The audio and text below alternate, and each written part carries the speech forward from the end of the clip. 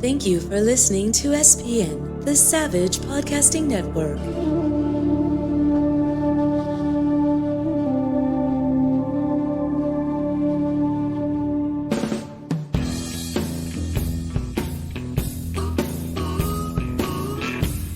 You're listening to The Stephen Savage Show on the Savage Podcasting Network. And now here's your host, film and television director, Stephen Savage.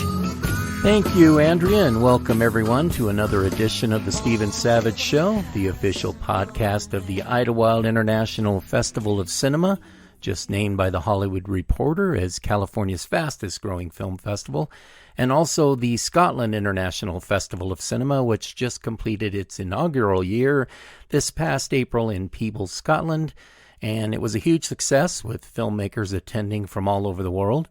Everyone very excited, I believe, to be back to traveling after the COVID farce of the past 2 years. And as usual, we're coming to you from Lunatopia Studios at Chateau Esteban in beautiful Idlewild, California, just 2 hours east of Los Angeles, but a world away at just under 6,000 feet high atop Mount San Jacinto, overlooking the great Coachella Valley. And just a reminder to look out for some very exciting upcoming guests from Hollywood and the music world in the coming weeks, including Fox Sports reporter and the only woman ever to be hired as a professional scout by an NBA team, Bonnie Jill Laughlin, will be here, as well as a return to the podcast of my friend Oscar and Golden Globe nominated actress Ann Archer. Animal rights activist and supermodel Joanna Krupa will be here in a few weeks, and one of the stars of HBO's Westworld and, of course, the voice of Disney's Pocahontas, my friend Irene Bedard. So look out for those episodes. Also, a couple special feature podcast additions to the show. We've added my popular Spotify-specific true crime history podcast, Fatal Gothic, which I co-host with actress Julia Parker as a once-a-month bonus content feature to the Stephen Savage Show. And also in a week or so, we're adding something we're calling the Cosmic Radio Experience, named after my feature film Cosmic Radio, which is now available on Amazon Prime and Apple TV and a bunch of other platforms. And these Cosmic Radio editions will be as much like a live radio program as I can make them, playing songs and interviewing up-and-coming music artists from around the globe to introduce those artists and their music to a whole new audience, especially to independent filmmakers who might be looking for great music to add to their films for a whole lot less than trying to license well-known and popular songs, which is very expensive and a pain in the ass to accomplish if you don't have a, say, Martin Scorsese-type budget. And speaking of that, we'll be having a discussion on this show very soon with a couple of music industry attorneys and placement agents explaining just how one goes about licensing a song for a movie, the difference between a drop license and a festival license, and how to deal with publishers and artists, etc. So that should be of interest to a lot of people in the indie film world for sure. Okay, enough preamble. Let's get to our guest for today's episode. This is the second trip to the show for this amazingly beautiful and talented actress. She is many things to her fans, a business owner, an entrepreneur, a yoga guru of some renown, and she comes from a highly respected and well-known Hollywood family. And now it appears she's becoming quite a hot item on the Bollywood scene as well. You've seen her in shows like CSI New York, Hawaii Five-0, and a very popular crime drama film, Shoot the Hero. She's just come off a well-deserved break from her acting career, much of that time doing something that she loves to do, and that's traveling the world. And she'll fill us in on all of that. But she's back in the States now, and I have her on the phone, I believe calling in from Florida. So here she is, my great friend, actress Samantha Lockwood. Sam, how are you? I'm fantastic. Thank you. Fantastic is good. It's a good way to start an interview with someone who's doing fantastic. I am. I feel really good right now. I actually just came out of a yoga class. I went for a swim today. I'm on this whole juicing, cleansing right now, so I feel fantastic. Living large in a very healthy way. Yeah. How long since you were on the podcast last? It seems I tried to look it up. I couldn't find dates for the last time we did. I think it's been like 4 years, hasn't it? 3 to 4. I think 3 maybe. Yeah. Could be, but I mean, a lot's happened to you since then, so I'm glad to have you on now. And we talked a bit in the previous interview about how you and I met, etc. But for now, suffice it to say, we've been close friends for, like well over a decade now. But just to catch up on some of my listeners who aren't as familiar with your life and work, talk us through your journey from, of course, your mom and dad, who had an amazing Hollywood career in their own right.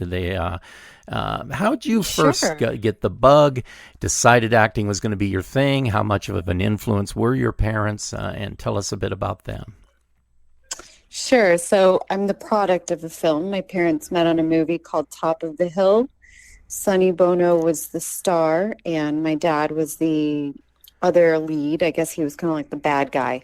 My mom was the love interest, and for Sonny. And then my mom and dad met on set, and both of them worked, films, TV for years. And my mom got into producing infomercials and later on made some movies herself. My dad eventually retired from the business in general and just travels around, signs autographs, because he had a really affluent, wonderful career. Your dad being Gary Lockwood. My dad being Gary Lockwood, who important for all the sci-fi fans out there who love, and movie fans in general, like his film 2001 was still considered one of the greatest films ever made, and by far the greatest science fiction film ever made, which, a lot of sci-fi lovers and film students in general, they study that film. So, he's very well known. He's very lucky that he got to be in such a wonderful film made by the greatest scientific mind at the time, Arthur C. Clarke, and of course, still one of the greatest directors ever to live, which is Stanley Kubrick. And my mom had some wonderful parts in her day as well. She was in Black Sheep Squadron. She got to be in a film called Being There, which is still one of my favorites personally.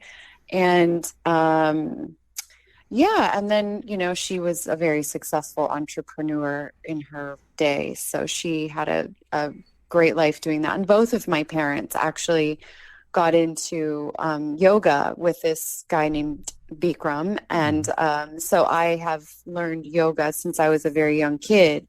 And my mom always said, it doesn't matter how much money you make or how good your career is, you always have to remember that your health is your wealth. And and that if you're not healthy, it doesn't matter, like all the other stuff on the outside doesn't matter that much if you don't feel good every day, if you're not happy and waking up feeling good in your body. So I've always put a lot of emphasis on that in my life, and I have really enjoyed sharing my knowledge when it comes to health and fitness and yoga and that whole thing. I just have a passion for it. I believe strongly in it. And I believe now, especially since the pandemic, one of the biggest killers in the world is just stress and anxiety and lack of movement. And I feel like now more than ever, people need a sense of feeling at home in their own bodies, feeling comfortable, not feeling anxiety.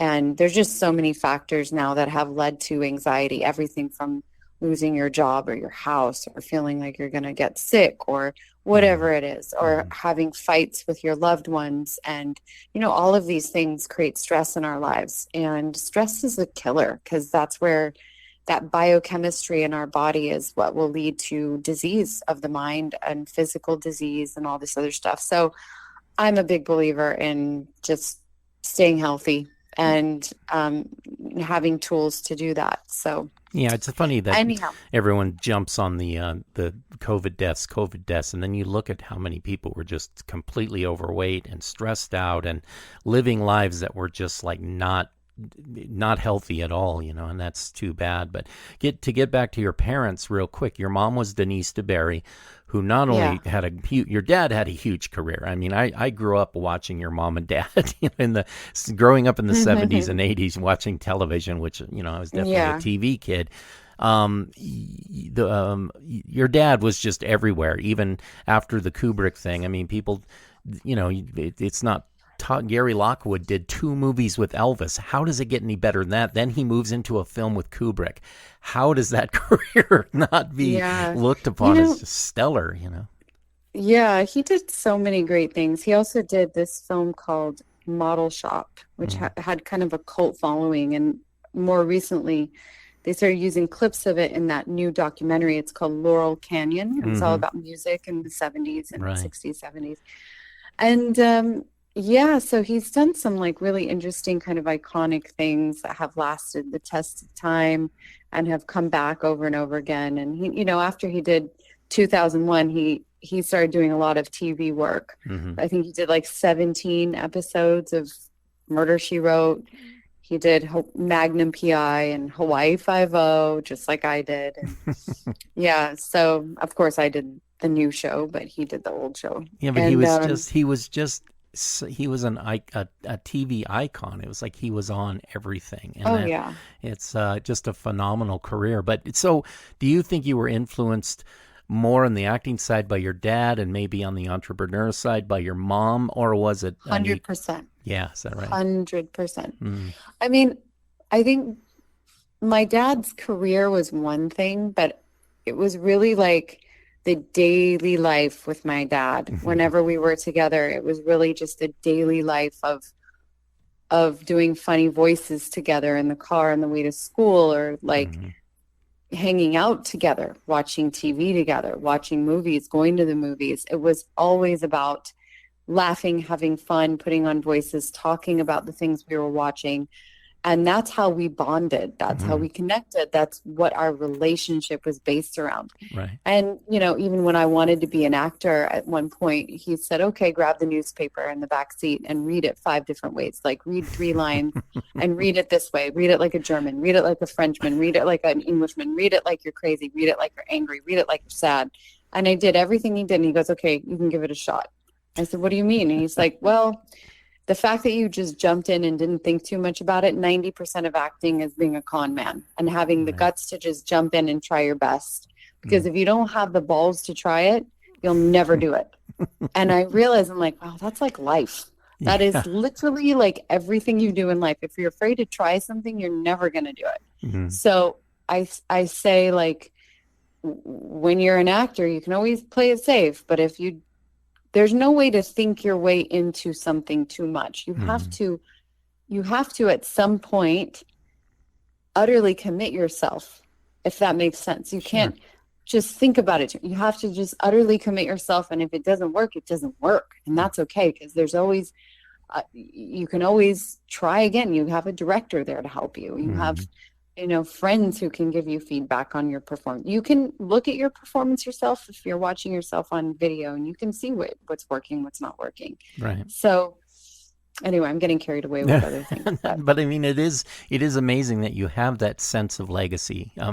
Your mom unfortunately passed away a little while back, but your dad is still out there doing. I was looking online. He does these convention things where he's out there signing autographs and stuff, and people just love that guy. It's great. Oh yeah, they love him. They love him. The fact he's a hoot. I mean, he's hysterical.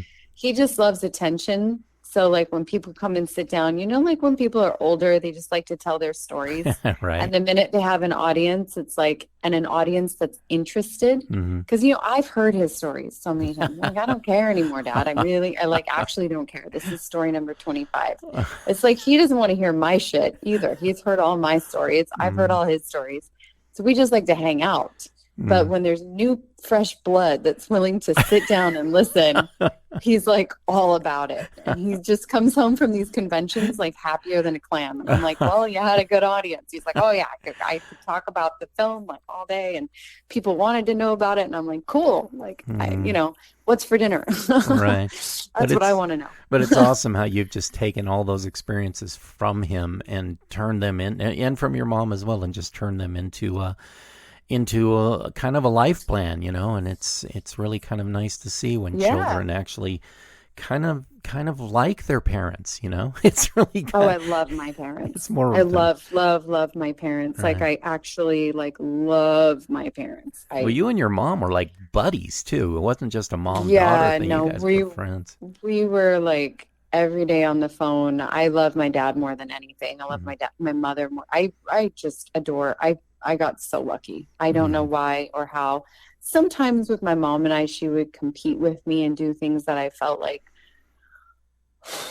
were hard for me. And yeah, my dad's not perfect either. You know, there's been moments where I was really angry at him with how he handled certain things in life. Like, you know, like when my parents broke up, I lived in Malibu, you know, grew up in Malibu, and my parents, you know, moved into different houses. So I'd be like 2 weeks. And, you know, it's like the story of a broken childhood, or a broken home, you know. And once he and my stepmom hooked up, I fell in love with my stepmom. So it was like I really loved her more than anything. And it was really hard for me when I moved to live with my mom 4 years later, when she felt really heartbroken, you know, like that I couldn't come back to the house. And, you know, it just created a lot of like funny stuff and funny, you know, I don't want to get too much into our personal life because that's our family life, but sometimes it's easy to get angry at a parent with like how they handle certain situations or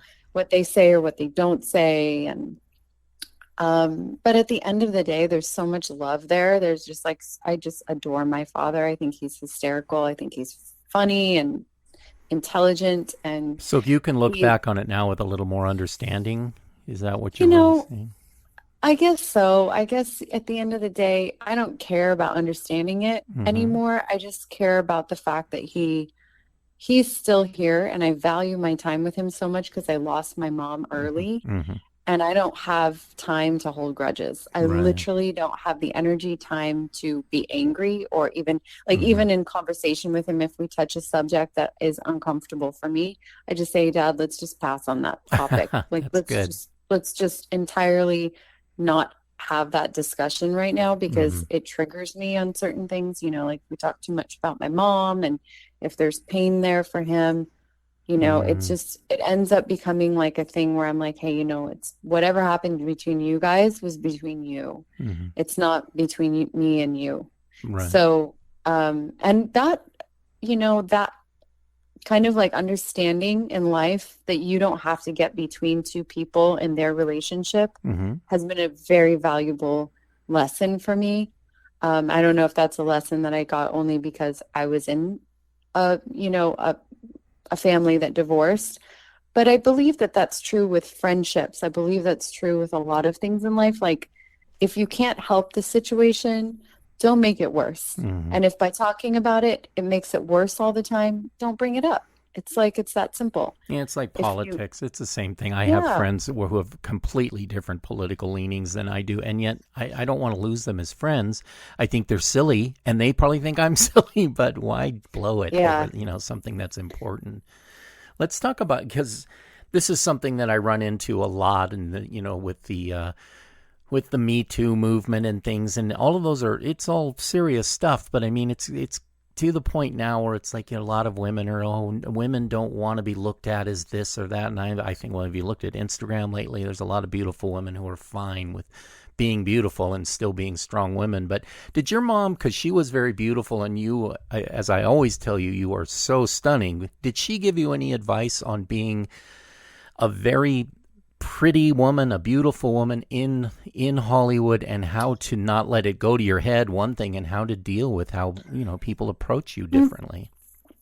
I think both of my parents have given me advice on that, and I would lean towards the fact that my dad probably has given me better advice on that. Really?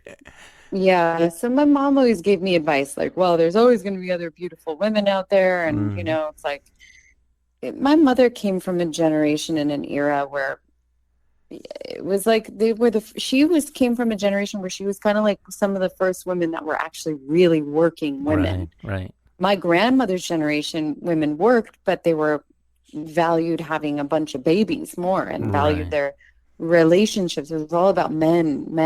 And, you know, in my life, I haven't lived my whole life just around like being with a guy. Like that's not how I define my life. I've defined my life by my freedom, my expression, my ability to work. And yeah, of course I like having like a a healthy relationship. But I think actually sometimes my relationships have slowed me down from my progress in life, to be brutally honest, because I focus a lot on helping the guy and this and that, and that all that energy can be put into myself.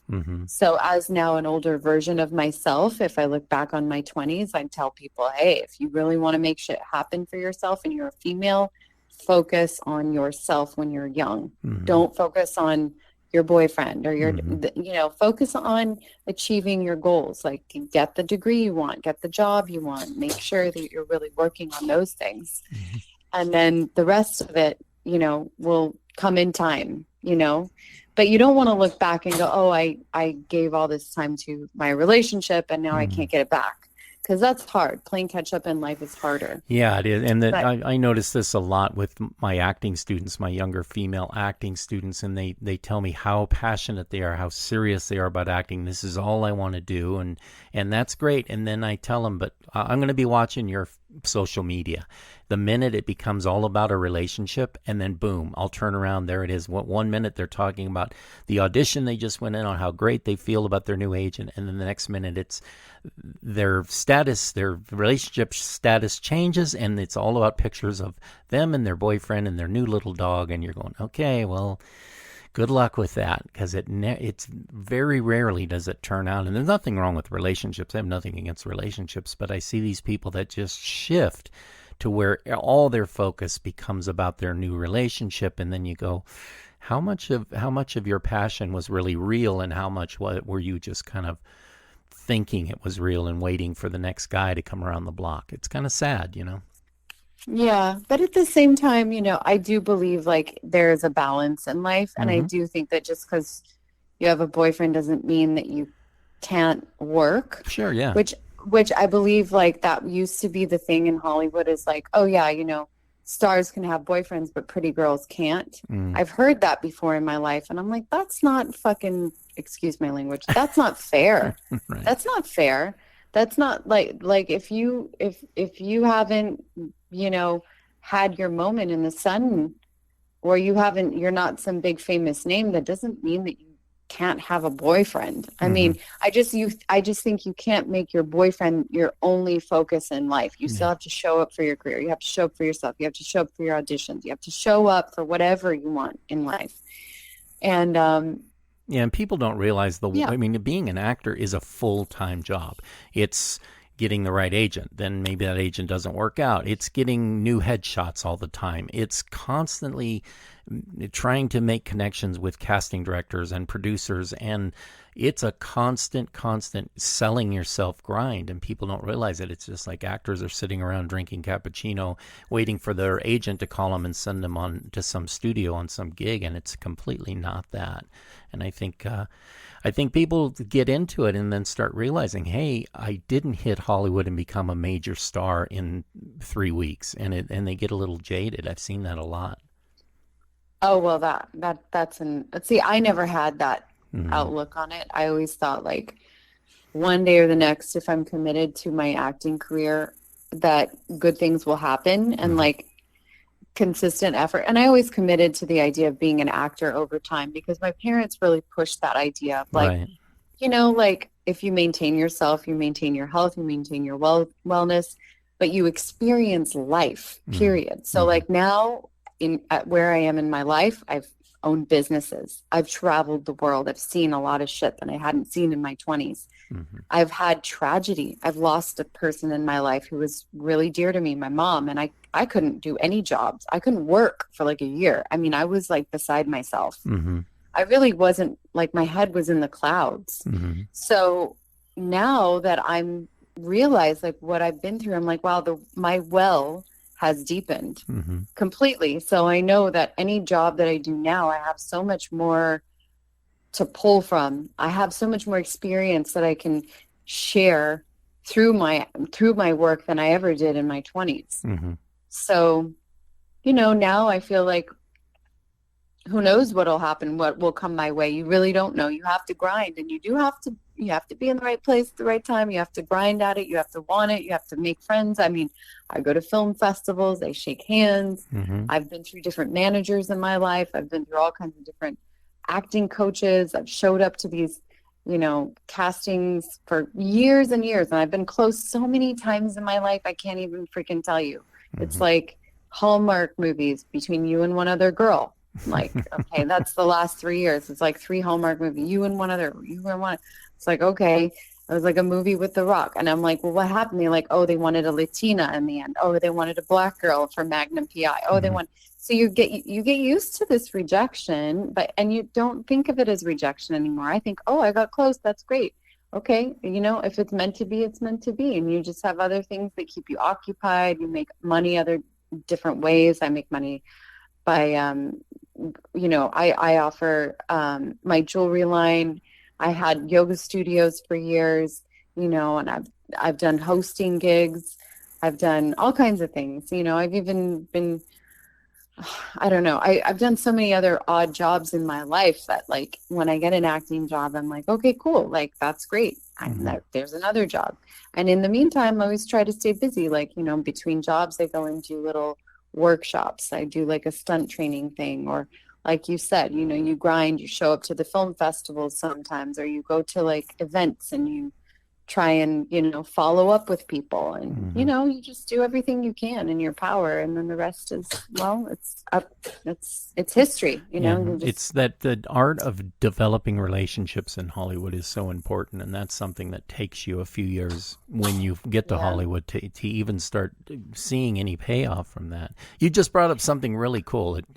The whole you've sort of taken on the task of turning yourself into an action hero, an action star over the past few years. I know your stint on Hawaii Five-0 saw you doing a lot of your own stunts, et cetera. It was pretty exciting. But is that what set you on the goal of training in like screen combat and stunts? And I know you just returned from studying in the UK with some stunt and combat instructors. How did that go? Yeah, it was amazing. It was so cool. I got to do like sword play. I can't say I'm a professional with sword play, but it was really fun to just try it and see how the people who do Game of Thrones kind of like slash and thrash each other. It was really fun.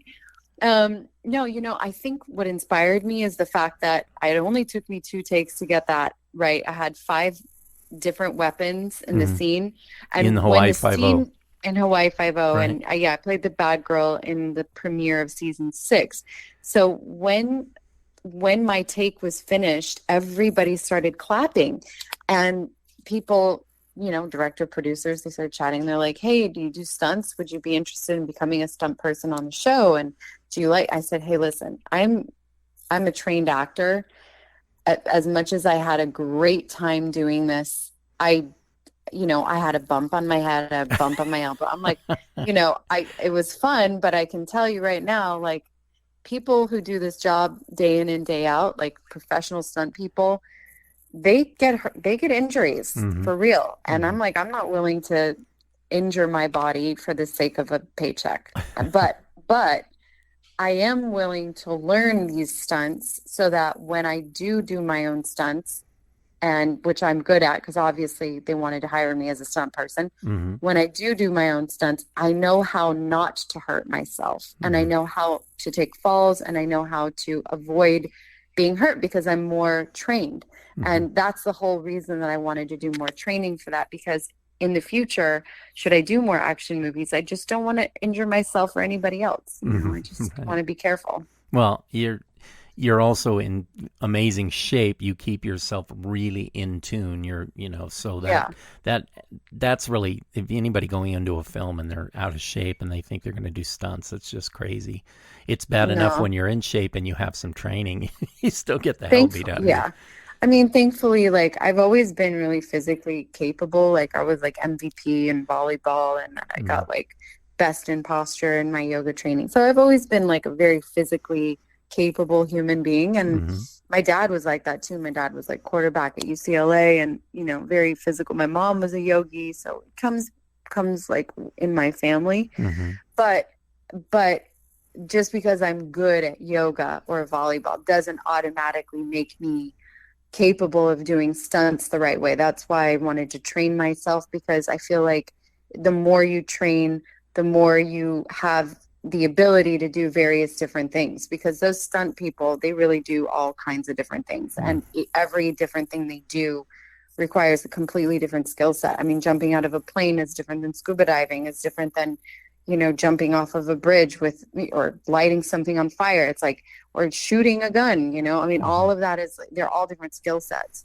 So, or riding a horse. So all of that, I'm just trying to get myself to a point where I'm pretty intermediate with everything, so that if the job comes my way and I want to do that, I can do it myself, and to a degree, unless it's a totally crazy stunt. I'm not going to light myself on fire.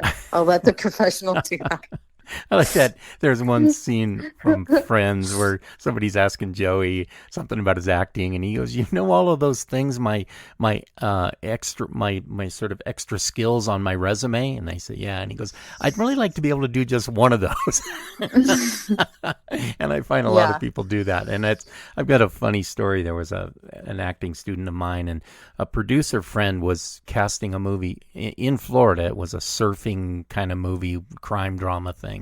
And I took her to lunch with the producer and the producer's wife, and I just told her, just be friendly, build this connection, and don't try to push yourself too much.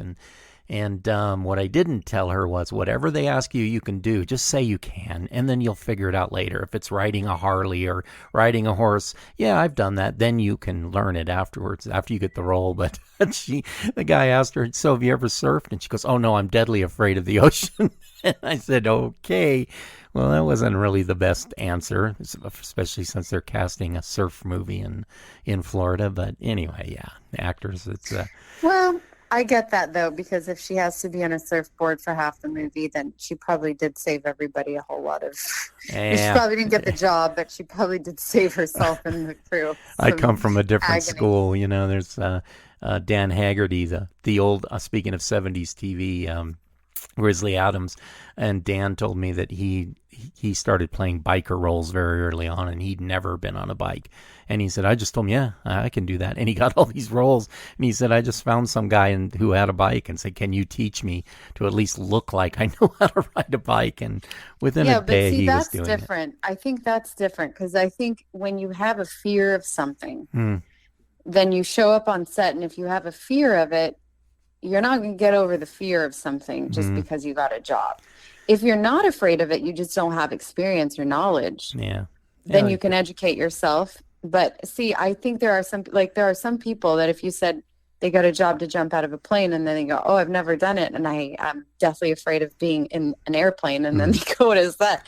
There's, yeah, I can see there's that a chance they're not going to do it. That might slow my production down a little bit. Right? I did have an actress one time who I asked her if she smoked, because her character was a Western, and she was a saloon hooker, and she was supposed to be smoking cigars. And I asked her if she'd ever smoked before, cigars. Oh yeah, all the time. And then she got to set, and she didn't even know how to hold the thing.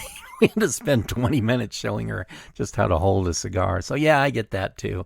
I'm really curious about this Bollywood experience that I've been talking to you about and seeing a lot of your social media. Just your time in India in general. That must have been an amazing new chapter in your career. So incredible, so incredible. I was in London, and I met a producer who was introduced to me through some friends out there in London. Actually, this hairdresser, his name is Dar. And he said, oh, have you ever tried for Bollywood? Have you ever gone there? And I said, no, I've never thought about it, because I don't speak Hindi, but, I've loved Bollywood movies my whole life. I grew up watching them. I've been around them. And so I love the fact that they have dancing and singing, and like, they're very different, like vibe, energetically, and like, the soul of the films is different. They're really about relationships and love and flirting and this and that. And I just like I feel alive when I watch Bollywood films. So, so I said, no, I've never really considered it or taking it that seriously, because I'm an English speaking, girl from Los Angeles. And I always imagined that I would work in Hollywood only, like that would be the only place for me. And then he said, well, I think you should just introduce you to some people and check it out. So of course I met a producer who invited me out there, and I took a bunch of meetings, and I met two of their superstars, Hrithik Roshan and Salman Khan. And both of them were just lovely people. I mean, I just adored Hrithik because he was just super fun and down to earth and really nice. And Salman being like one of the kindest people, wonderful host. I loved his family. They were just so sweet to me. And his dad is like a really well-known writer, actually, who wrote a very famous movie called Sholay. Mm-hmm. So, yeah, it was just really interesting to meet all of them and to be around that and to take meetings and to basically kind of open the door to the idea of them casting a person from America in some of their stuff, because obviously, like here we're having this huge push for like to open the door to different ethnic groups and for diversity. And now it's funny. It's like, I feel like I'm the minority. I'm like a white girl, and I'm like, I'm a minority now in Hollywood. To some degree. I feel like more and more like casting is like, oh, they needed a Latina, they needed an Asian, they needed a Black girl. And I'm like, oh, okay. So where's the jobs for white girls now? It's like less and less, And so I'm like, well, if there's a big push for diversity here, that must mean that the whole world is becoming more diverse, and maybe they need like some English speaking white actors in other parts of the world as well. So I kind of opened my mind out to that idea, and maybe there'll be some like OTT series that'll be offered to me eventually, or some show that I can work on, or a movie where they need a person like me. And, I could speak probably a little bit of Hindi here and there, but I just, I haven't been exposed to Hindi in my life. It's not a language I grew up with. I grew up with Spanish and English. Mm-hmm. So,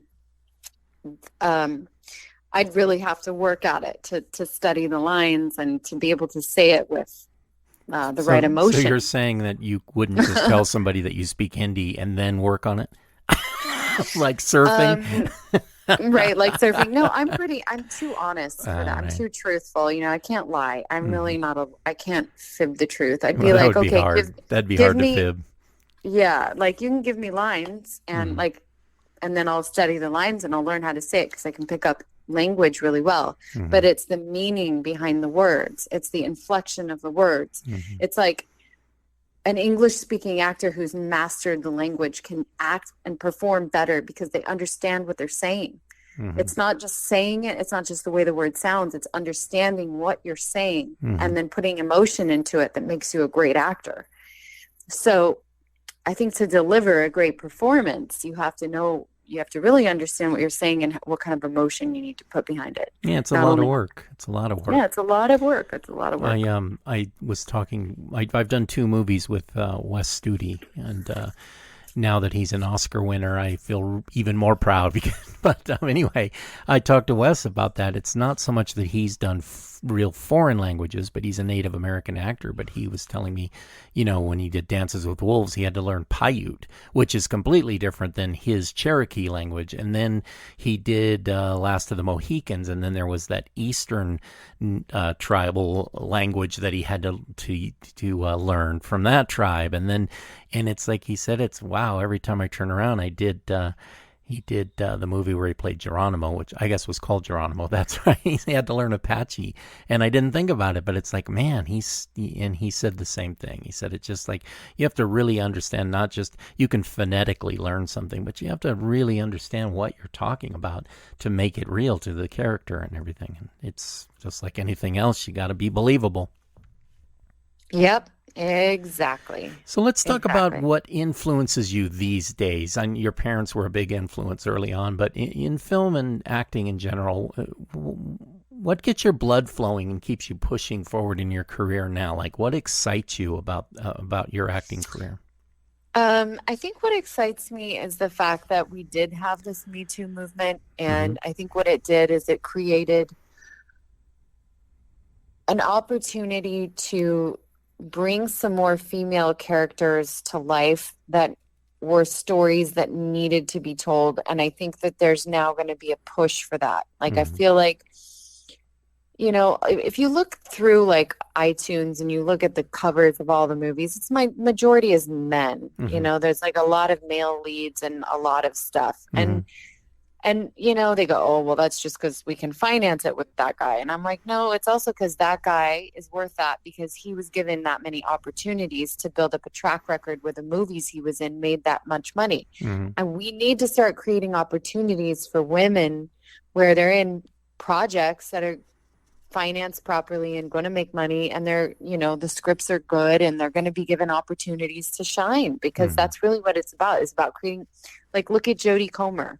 Jodie Comer is a fantastic actress, but if there was no role that showcased her talents, if there was no Killing Eve to begin with, we would not know who Jodie Comer is right now. We wouldn't be sitting here talking about her.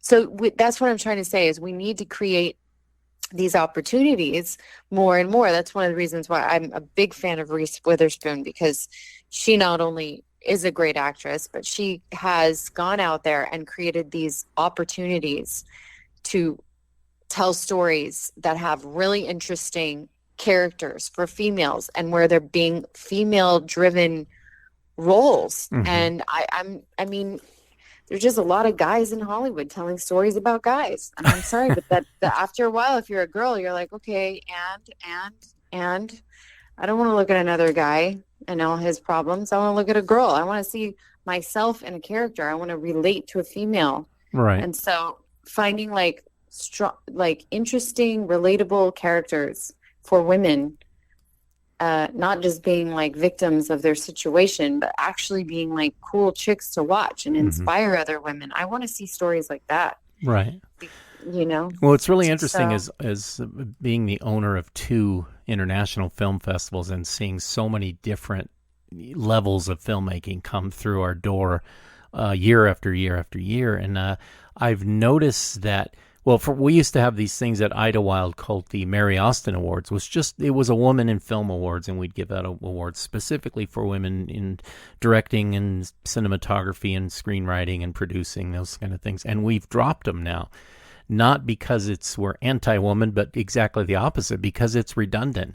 Because now half the women who submit to us and half the women who screen at the festivals are, half the directors, are women.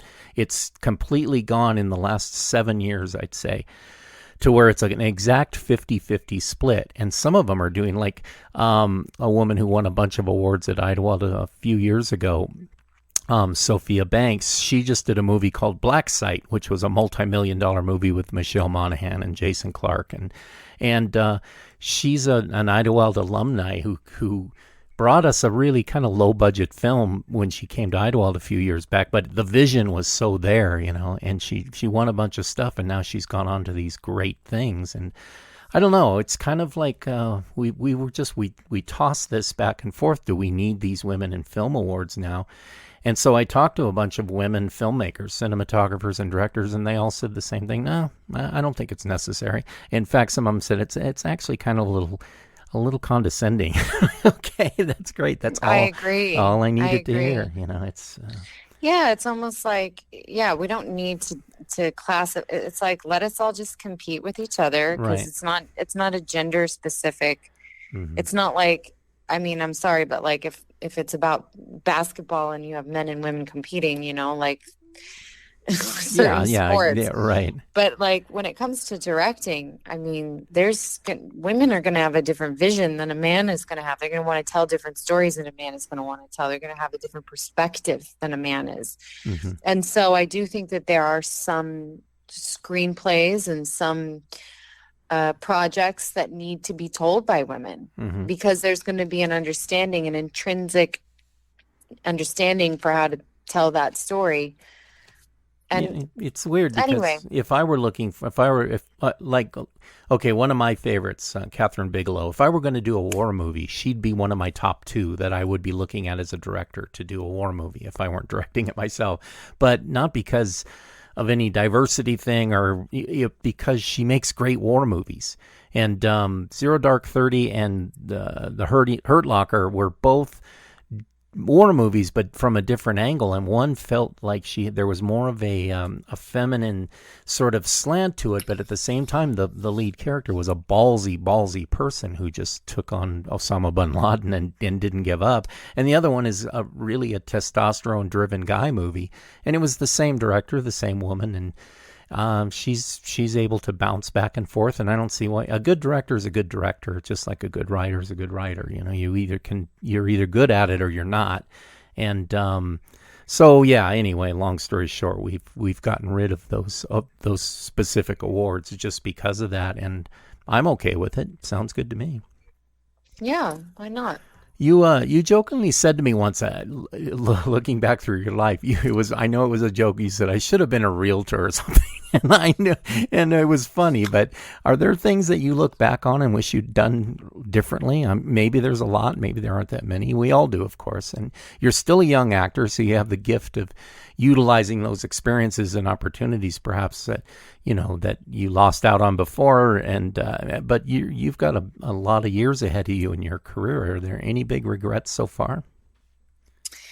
I think when I make jokes like that, it's because, sometimes with Hollywood, you get so close so many times, and it does wear on your soul at times. Like it does.